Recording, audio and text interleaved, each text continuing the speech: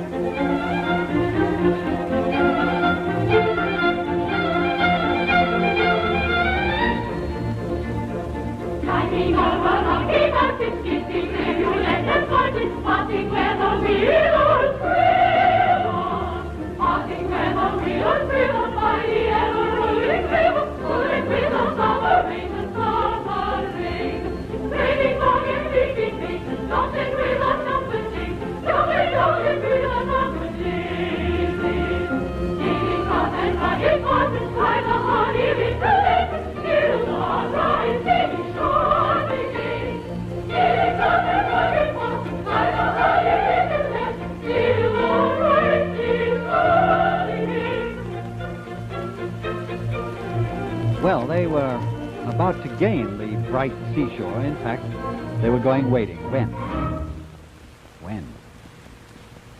Frederick appeared, still in his costume, and he had to admit that he was a pirate. But he told them also of his vow to renounce his wild profession, and he said that all he needed to redeem his past wickedness was the, how's that again? The love of a good woman, present company preferred.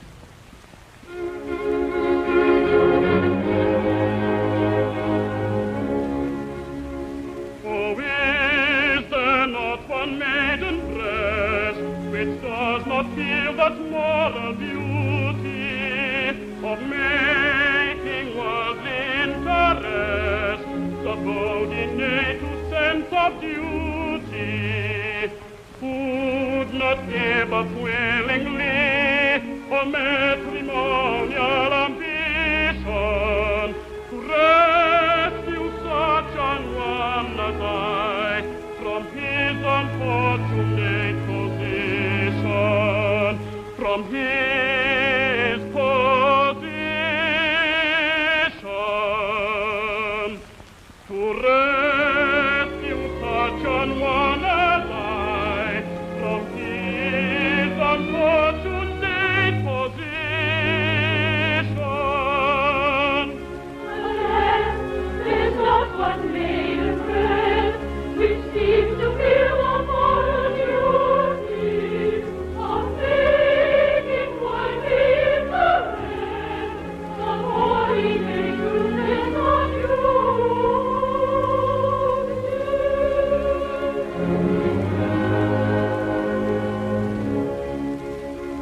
Oh, is there not one maiden here whose homely face and fair complexion have caused all hope to disappear of ever winning men's affection?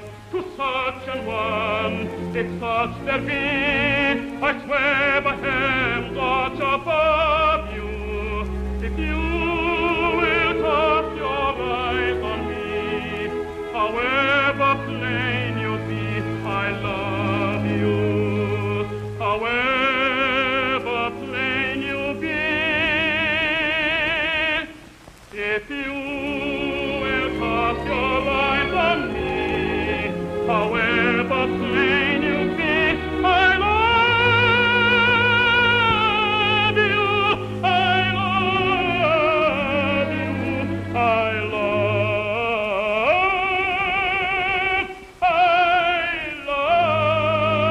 love you.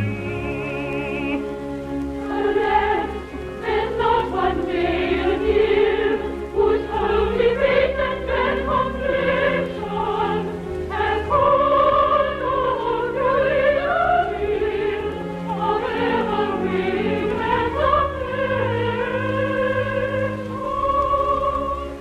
Not one, No, no, not one. not one. No, no.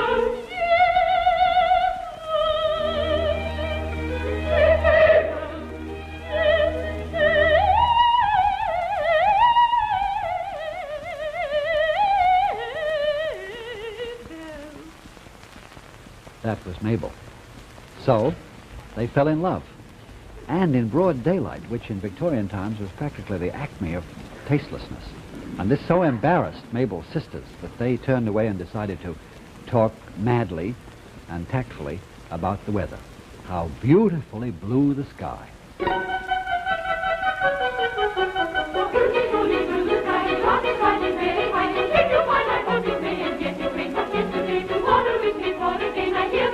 Once a rain, it we will play. I know my word, and we shall have a walk tonight. Tomorrow we may fall again. I hear the country once a rain, it we will say. I know my word, and we shall have a walk tonight. Tomorrow we may fall again. I hear the country once a rain, it we shall say. I know my word, and we shall have a walk tonight.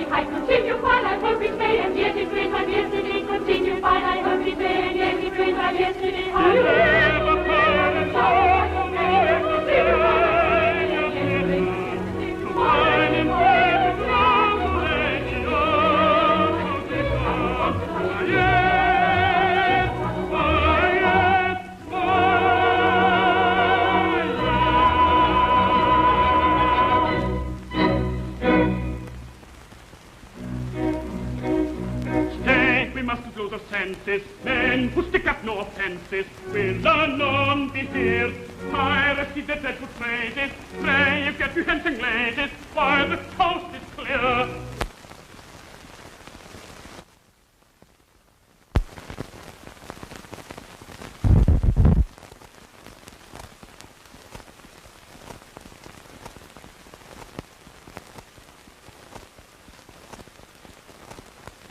No, we must not lose our senses. If they stick us no offences, we should not be here.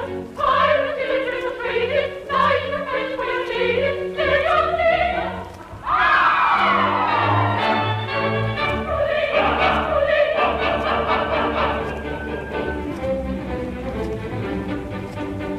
It's a great opportunity to be married with impunity, and indulging self-majesty of unbounded nobility. It's a great indeed must qualify, conjugally matching qualified, by doctor divinity, with opinions in this vicinity. It's an opportunity on a feeling with impunity. The welcome of the history of our maiden nobility. It's great indeed must qualified, conjugally matching qualified, by doctor of divinity, with opinions in this vicinity. By doctor of divinity, with in this vicinity, by doctor of divinity.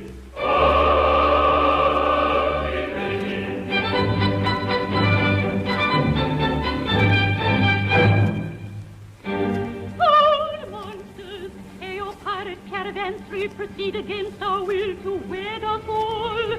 Just bear in mind that we are wards in chancery, and father is a major general.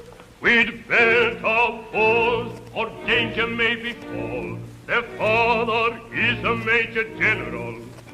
Yes, yes, he is a major general. Yes, I am a major general. Or is a major general. He is not a major general. And it is a glorious thing to be a major general. He is not a major general, not a major general.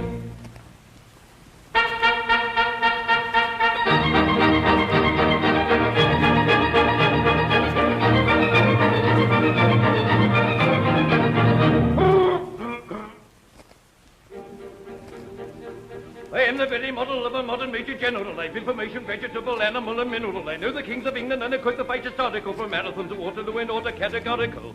I am very well acquainted too with matters mathematical. I understand equations, both the simple and quadratical. About binomial theorem, I am teeming with a lot of news. Lot of news. With many chill facts about the square and the hypotenuse.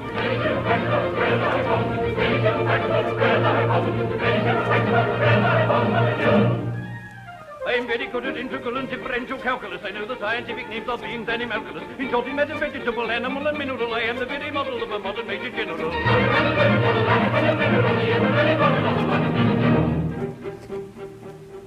I know amethyst, history, King Arthur's answer catalogs. I answer hard acrostics, I have pretty taste for paradox. I quote in elegiac for the crimes of Hellugabalus, in Königsegg of law, peculiarities, parabolas. I can tell undoubted Raphaels and Jedediahs and Sophocles. I know the croaking chorus and the pods of Aristophanes. Then I can hum a fugue which I've heard the music's dinner for. Dinner for.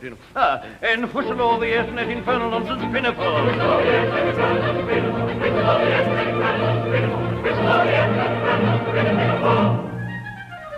Then I can write a washing bill in Babylonic uniform and tell you every detail of Correcticus' uniform. In short, in matter, vegetable, animal, and mineral, I am the very model of a modern major general.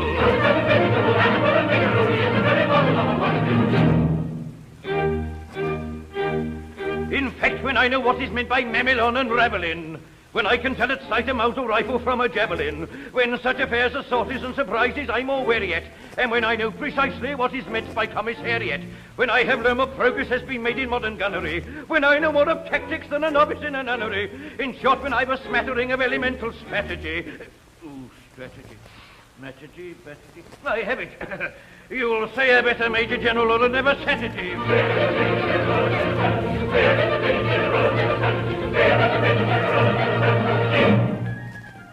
For my military knowledge, I am plucky and adventurous, has even been out at the beginning of the century, but still in matter, vegetable, animal, and mineral, I am the very model of a modern Major General.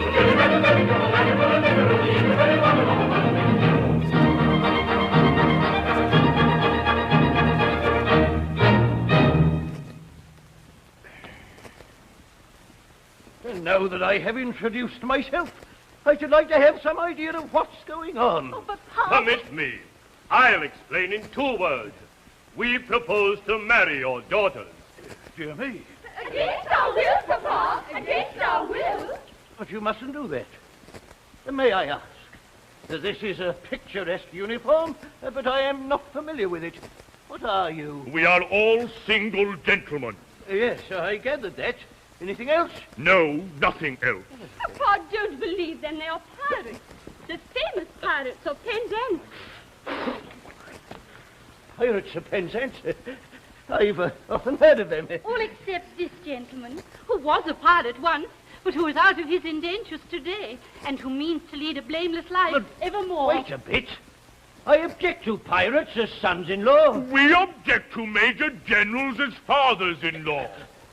But we waive that point. We do not press it.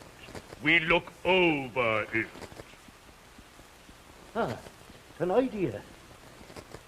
And do you mean to say that you would deliberately rob me of these, the sole remaining props of my old age, and leave me to go through the remainder of my life, unfriended, unprotected, and alone?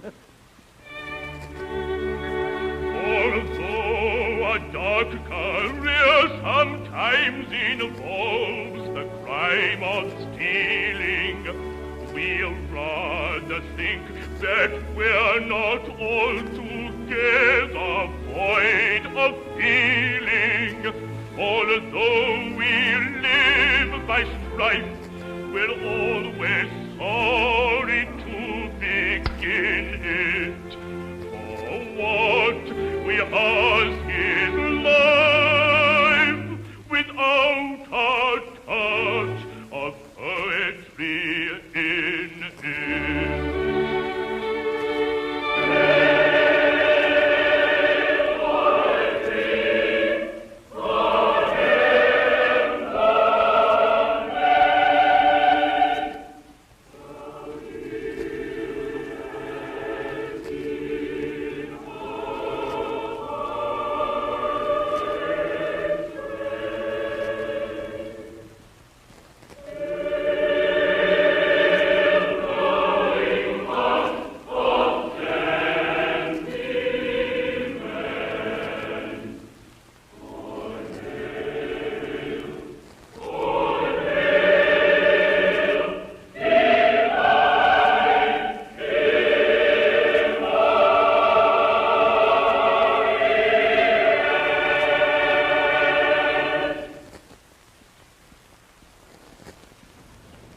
That is the end of Act 1 of The Pirates of Penzance. Now the scene changes to the normal Victorian setting for dark deeds done by moonlight. A ruined chapel. And here the Major General came very sad and brooding because his conscience had started to trouble him about the lie that he'd told the pirates, that he was an orphan and that his daughters were the only props of his old age. His daughters were sitting around comforting him when Frederick appeared and announced that he was going to lead that night an expedition of policemen against the pirates and sweep them from the face of the earth. At what time does your expedition march against these scoundrels? At 11. And before midnight, I hope to atone for my involuntary association with the pestilent scourges by sweeping them from the face of the earth. And then, dear Mabel, you will be mine. Your devoted followers at hand? They are. They only wait my orders. Then, Frederick, let your escort, lion-hearted, be summoned to receive a general's blessing ere they depart upon their dread adventure. If they come.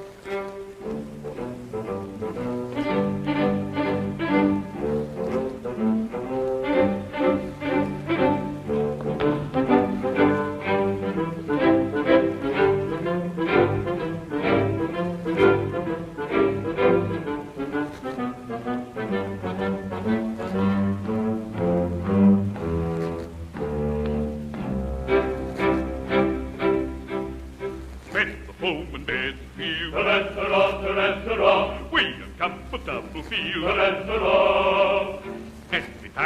tries to sing Tarantara, Tarantara. It's to slap our chests and sing Tarantara. Forward trenches with the boots, Tarantara, Tarantara. And your heart is in your boots, Tarantara. There is nothing brings it down like the trumpet's martial sound, like the trumpet's martial sound.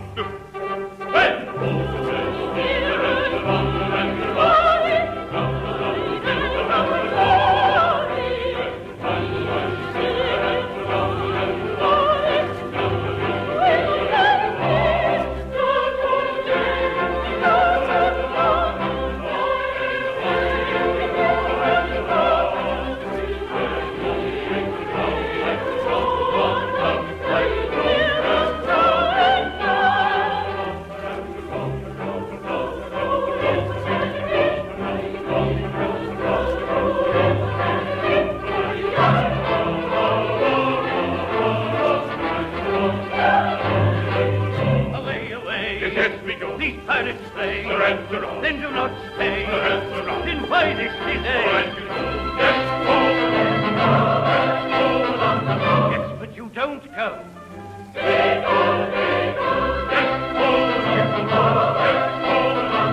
Yes, but you don't go.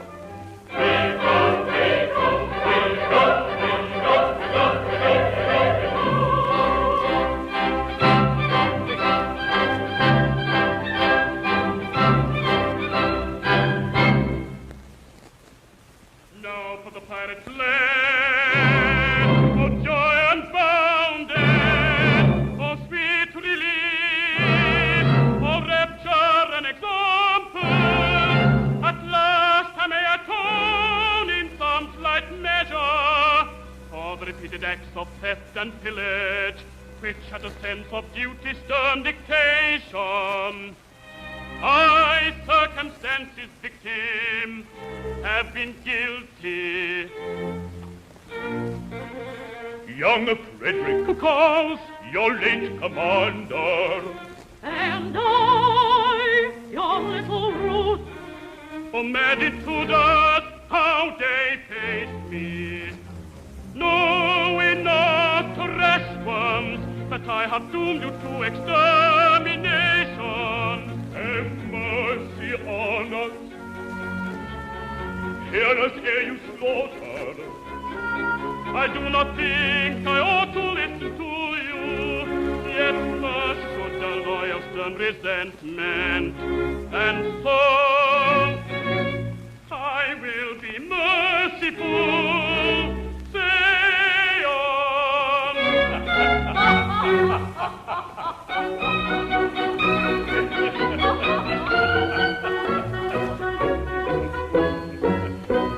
when you had left our pirate fold, we tried to raise our spirit's faith, according to our custom old, with quip and quibble quaint. But all in vain the quips we heard, we lay unstopped upon the rocks, until to somebody occurred a startling paradox. A paradox. A paradox, the most ingenious paradox. We quips and quibbles heard in flocks, but none to beat this paradox. A paradox, a paradox, a most ingenious paradox. A paradox. We knew your taste for curious quips, for cranks and contradictions queer, and with the laughter on our lips, we wished you there to hear. We said if we could tell it him, how Frederick would the joke enjoy, and so we risked both life and limb to tell it to our boy. The paradox, that most ingenious paradox, we quips and quibbles heard in flocks, but none to beat that paradox. a paradox, the most ingenious paradox. A paradox.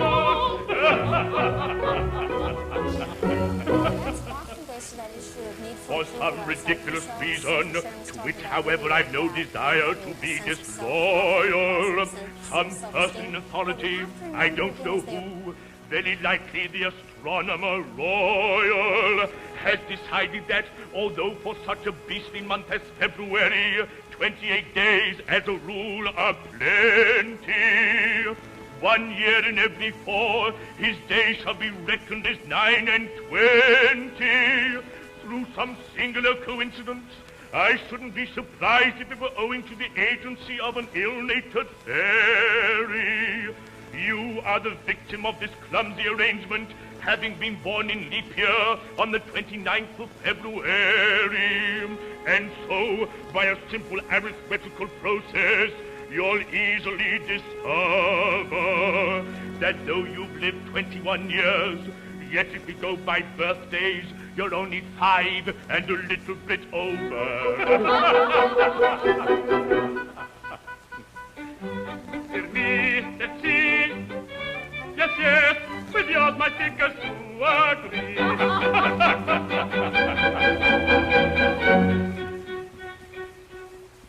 How quaint the ways of paradox, at common sense it gaily mocks. So counting in the usual way as 21 I've been alive. Yet reckoning by my natal day, yet reckoning by my natal day. 1, 2, 3, 4, 5. I am a little boy of 5. He's a little boy of 5. A paradox, a most ingenious paradox. A paradox, a curious paradox. A most ingenious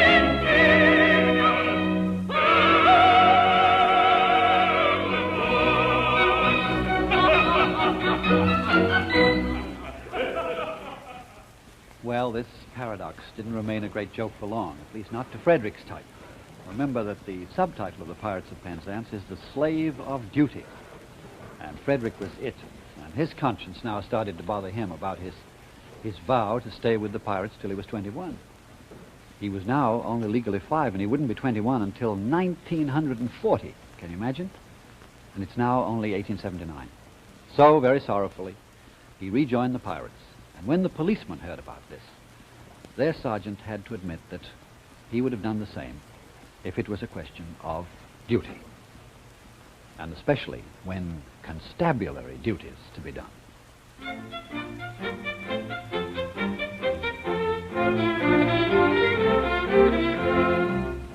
When a felon's not engaged in his employment, or pursuing his felonious little plan, his capacity for innocent enjoyment, is just as great as any honest man.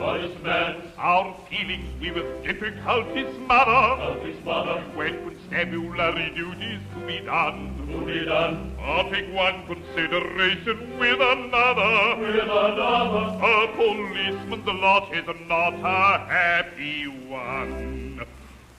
Oh, when constabulary duties to be done, a policeman's lot is not a happy one.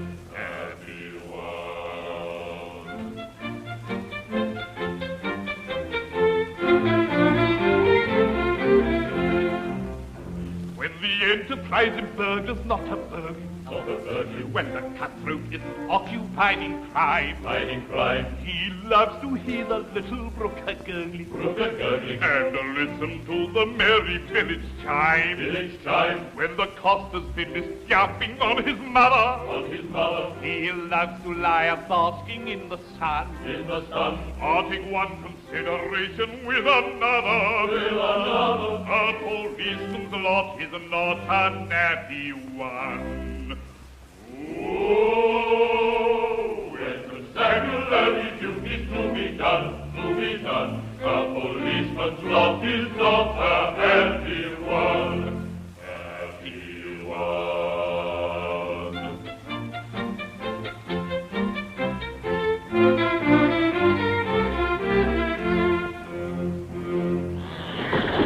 The pirates, they talk with force, with stealthy stride. Our obvious course is now to hide.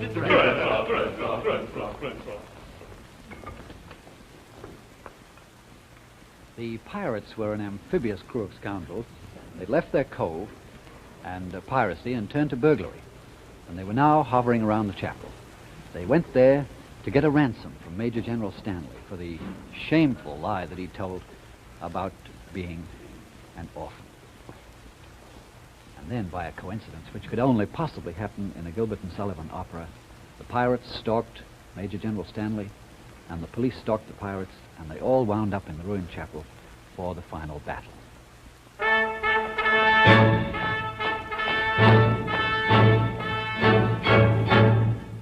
With cat-like thread upon the prey we steal, in silence dread, our cautious way we feel. No sound at all, we never speak a word, our eyes put all within the steam. So stealthily the pirate retreats, while all the house goes round his feet.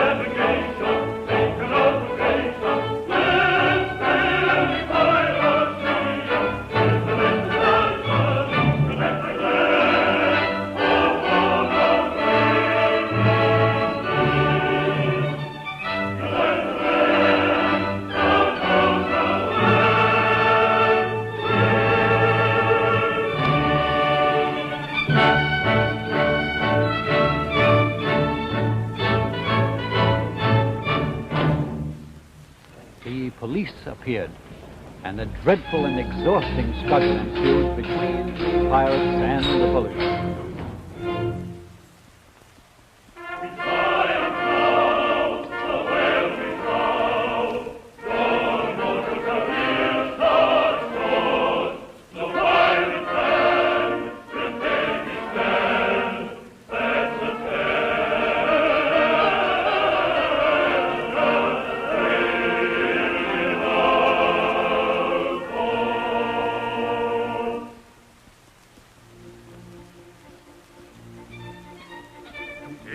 Advantage you contrived, but your fat triumph will not be long-lived. Don't say your orphans, for we know that game. On your allegiance we've a stronger claim. We charge you yield, we charge you yield, in Queen Victoria's name. We charge you yield in Queen Victoria's name. Yield at once with a humble mien, because with all our faults we love our Queen. Yes, yes, with all their faults they love their Queen. Yes, yes, with all their faults they love their Queen. Away with them and face them at the bar. One moment, let me tell you who they are. They are no members of the common throng. They are all noblemen who have gone wrong. They are all noblemen who have gone wrong. No Englishman unmoved that statement hears, because with all our faults we love our house of peers. I pray you pardon me, ex-pirate king. Peers will be peers, and youth will have its fling. Resume your ranks and legislative duties, and take my daughters, all of whom are beauties.